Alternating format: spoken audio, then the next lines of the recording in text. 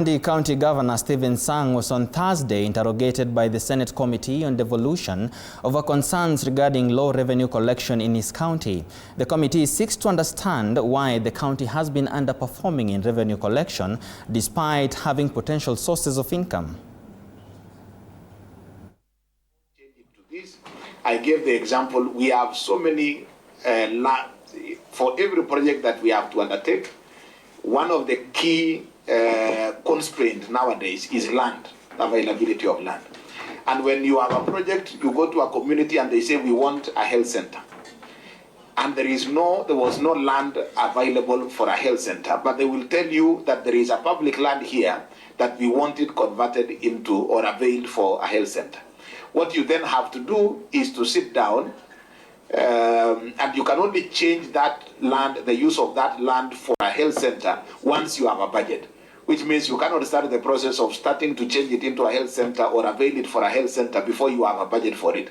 So the situation here is not that you have a project, that you have allocated resources and when I tell you, no, we don't want this project, we want this. It's actually the other way around, where they have a project in mind, they have approved through public participation for the resources, and the budget is available, the land is available, but then you have to do the land use, the change of land use, so that you are able to avail that.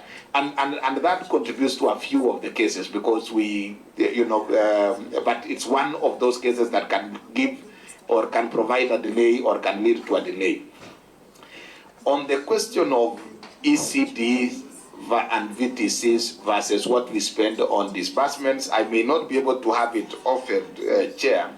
And I would request that if you give us a bit of time, we can provide that detailed, expenditure.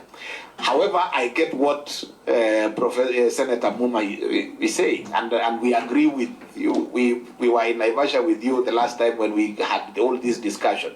Currently, we are not able to even disburse bursaries because of the court case and the directive by Controller of Budget.